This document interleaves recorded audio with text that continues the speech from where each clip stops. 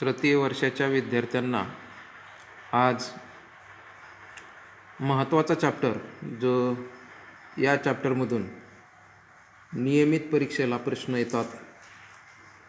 मागच्या तासामध्ये आपण मल्चिंगचा चॅप्टर घेतला. त्या मल्चिंगच्या चॅप्टरवर मी प्रश्न टाकलेले आहेत. आपण सर्वांनी प्रश्न दिलेले आहेत ते सोडवायचे, त्याचा अभ्यास करायचा आहे. तुमच्या वहीमध्ये त्याची उत्तरं सोडवायची आहेत. आज आपण पुढं जाऊया. आजचा चॅप्टर आहे टाईप्स ऑफ मल्चेस. पेज नंबर 60वर आहे. आता या ठिकाणी आच्छादकाचे वेगवेगळे प्रकार काय असतात ते आज आपण आपल्या या चॅप्टरमध्ये बघणार आहे. तर यामध्ये पहिला प्रकार येतो तो म्हणजे नॅचरल. नॅचरल म्हणजे नैसर्गिक आच्छादकं कोणते? नाव look at the number 1 point, the natural mulches. Natural mulches are born by nature itself. No human efforts are required for creation of natural mulches. हे जे काही नैसर्गिक आच्छादके असतात हे निसर्गातच आपल्याला उपलब्ध होतात आणि ते निसर्गाकडून मिळत असल्यामुळं मानवाकडून त्या ठिकाणी काहीही त्या ठिकाणी काम करण्याची किंवा त्याला उत्पादित करण्याची गरज पडत नाही, म्हणून त्याला नैसर्गिक आच्छादके म्हणतात. आता number 2, synthetic mulches. Synthetic mulches म्हटलं तर या ठिकाणी कृत्रिम आच्छादकं जे मानवनिर्मित असतात. It includes organic, inorganic liquids which are spread on the soil surface to form thin film. याच्यामध्ये सेंद्रिय असेंद्रिय घटकाच्या पासून एक द्रव तयार केला जातो आणि तो मातीच्या थरावर फवारला जातो. त्याचा एक पातळ थर मातीच्या पृष्ठभागावर मातीवर बनतो. त्यामुळं काय होतं? It creates the atmospheric effect on soil surface to control the evaporation. या ठिकाणी त्याचा परिणाम असा दिसून येतो की जे काही वातावरणाचा परिणाम मातीच्या पृष्ठभागावर होतो तो कोणता? तर तापमानाचं उदाहरण घेतलं तर त्या ठिकाणी मातीतल्या ओलाव्याची काय होणं? वाफ होणं, म्हणजे इव्हॅपोरेशन होणं, ते या ठिकाणी कंट्रोल केलं जातं. आता यामध्ये पुढं सिंथेटिक मल्चेसमध्ये there are the different type of synthetic mulching materials. आता ही मल्चिंग मटेरियल्स पहा. याच्यामधले जे काही आहेत पेज नंबर 60वरती दिलेले आहेत. तुम्हाला जवळपास 7 नावं आहेत त्या ठिकाणी. हे मल्चिंग मटेरियल्स आज गिवन बिलो. मग यामध्ये पॉलिथिन अँड किंवा पॉलिविनाइल क्लोराईड PVC, आपण पांढरी नळी पाहत असता त्याला आपण PVC पाईप म्हणतो. ते PVC पाईप म्हणजे पॉलिविनाइल क्लोराईड. तुम्हाला परीक्षेमध्ये एका वाक्यात उत्तर द्या किंवा ॲब्रिवेशन विचारलं जातं. PVC स्टँड्स फॉर, तर त्या ठिकाणी पॉलिविनाइल क्लोराईड असं उत्तर येतं किंवा पॉलिथिन. दुसरं येतं bitumen emulsions. Third one plastic and paper products. Fourth one canvas. Fifth one resins. 6 number asphalt आणि emulsions. 7 latex and cut back asphalt. तर ही जी काही 7 मटेरियल आहेत सिंथेटिक मटेरियल्स, हे सिंथेटिक मटेरियल हे कृत्रिम आहेत, मानवनिर्मित आहेत. हे आपण आपल्याला आच्छादक म्हणून वापरता येतात. त्याचा प्रभावी उपयोग मातीतील पाण्याची होणारी वाफ ही त्या ठिकाणी कंट्रोल करण्यासाठी, नियंत्रित करण्यासाठी केला जातो. यामध्ये plastic mulches are useful for nurseries and semi arid and arid region. Plastic mulching जसं आपण लागवड करत असताना त्या ठिकाणी पाहिलं जातं बऱ्याच ठिकाणी. Plastic mulches are useful nursery and semi arid reasons.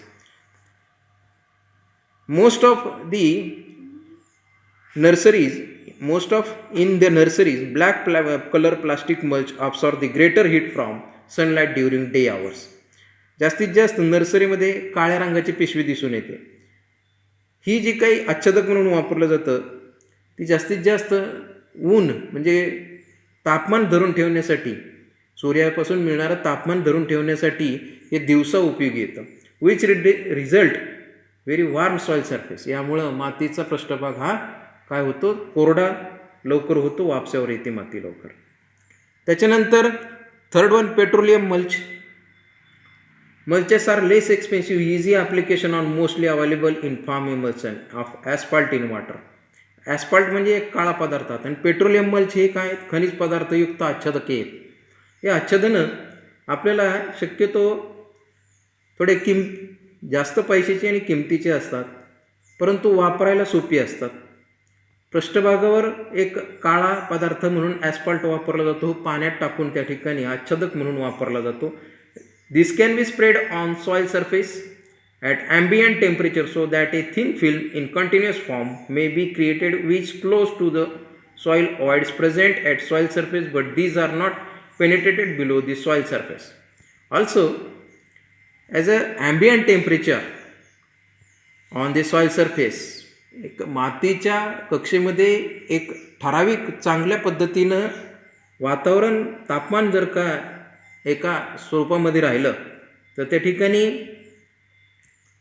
मातीतले जे काही तापमानामुळे होणारे जे बदल असतात ते चांगले दिसून येतात, घडून येतात आणि त्यामुळं मातीचा पृष्ठभाग हा ठिसूळ राहतो, मोकळा राहतो, सैल राहतो. तर हे पेट्रोलियम मल्चेस त्याच्यामध्ये काम करत असतात. आणि ॲज अ सॉईल म्हटलं तर त्या ठिकाणी माती जर म्हटलं तर त्या ठिकाणी पृष्ठभाग हा मोकळा राहिल्यामुळं कंटिन्युअस त्यामधून हवा, पाणी, ओलावा ही खेळती राहते. माती व पाणी यांचं प्रमाण समतोल राखलं जातं. After that the fourth one, conventional. नेहमीची आच्छादकं असतात.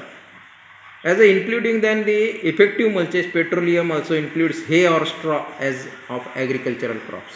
आता एक कन्व्हेन्शनल म्हणजे काय, आपल्या शेतावर सोयीनुसार नेहमी आपल्याला पीक उत्पादित केल्यानंतर, मळणी केल्यानंतर मिळणारे आच्छादके असतात. आपण त्याला म्हणतो ॲज अ स्ट्रॉ, हे किंवा स्ट्रॉ असं त्या ठिकाणी त्याचा हे निघतो.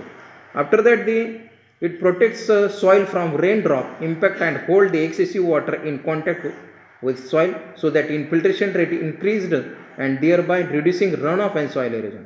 यामध्ये सगळ्यात महत्त्वाचं ही आच्छादकं जी नेहमीची आच्छादकं असतात, ही कन्व्हेन्शनल मल्च ही आपल्याला मळणीनंतर मिळालेली जी काही वेगवेगळे भुसा आहे, हा आपल्याला मातीच्या थरावर जर पसरविला तर पावसाच्या थेंबामुळं होणारी जी धूप आहे ती त्या ठिकाणी थांबवली जाते, मातीचं संरक्षण होतं, जास्तीचं पाणी जे पृष्ठभागावरून व्हायचं आहे ते थांबतं, मातीमध्ये निचरा होण्याचं प्रमाण वाढतं आणि यामुळं पृष्ठभागावरून वाहणारं पाणी, पावसाचं पाणी असो किंवा प्रवाहाचं पाणी असो, ते बंद होतं आणि मातीची धूप त्यामुळे काय होते, बंद होते. ह्या सगळ्या गोष्टी या कन्व्हेन्शनलमध्ये सोप्या आणि कधीही उपलब्ध होणाऱ्या आहेत, त्यामुळं शेतकऱ्यांना हे परवडण्यासारखं आहे. Fifth one, that is the organic. पहा 5 नंबरला काय आहे, ऑर्गॅनिक मल्च. आता हे ऑर्गॅनिक, इनऑर्गॅनिक मल्च म्हटलं तर सॉईल मल्च, यामध्ये अराईड आणि सेमी अराईड रिजनमध्ये याचा वापर होतो. Is this type of mulch used in arid and semi arid regions, not applicable during summer and rainy season. याचा वापर कधी करायचा नाही आहे, उन्हाळ्यामध्ये आणि पावसाळ्याच्या दिवसामध्ये. Loose dried soil layer 5 to 8 cm thick established on surface. This land surface is ploughed and specified depth that left over at a great dry the ploughed soil. या ठिकाणी सोप्या भाषेमध्ये सांगितलं की मातीचा एक लेअर खालीवर केला आहे 5 ते 8 cm. यामध्ये नांगराच्या सहाय्याने त्या ठिकाणी त्याचा उपयोग करून एका खोलीमध्ये त्याचा लेफ्ट केलेला आहे, खालीवर बघायलेला भाग, यामुळं खालची ड्राय माती वर येते आणि या ठिकाणी प्लँकिंग केलं जातं. म्हणजे समजा मैंद आहे, यामुळं एक मातीचा थर काय होतो, सुटसुटीत होतो आणि त्या ठिकाणी त्याच्यावर मातीचा एक ड्राय सॉईलचा थर म्हणजे वाळलेल्या मातीचा थर हा मोकळा दिसून येतो. हा आपल्याला इनऑर्गॅनिक मल्चमध्ये पाहायला मिळतो. आता ऑर्गॅनिक म्हटलं तर या ठिकाणी सेंद्रिय पदार्थ जे काही आहेत हे या ठिकाणी येतात. यामध्ये मग काही झाडाचं फॉलेज असतील, कन्व्हेन्शनल असतील, हे या ठिकाणी येतात आणि याचा उपयोग आपल्याला या पद्धतीनंच करता येतो. फक्त याचाच हा दुसरा पाठमोरा भाग आहे इनऑर्गॅनिक, ऑर्गॅनिक. तर यामध्ये आपण आज एवढंच पाहू. पेज नंबर 61, 60 to 63पर्यंत तुम्हाला या चॅप्टरमध्ये दिलेलं आहे. ते तुम्हाला पाहायचं आहे, वाचायचं, अभ्यास करायचा आहे.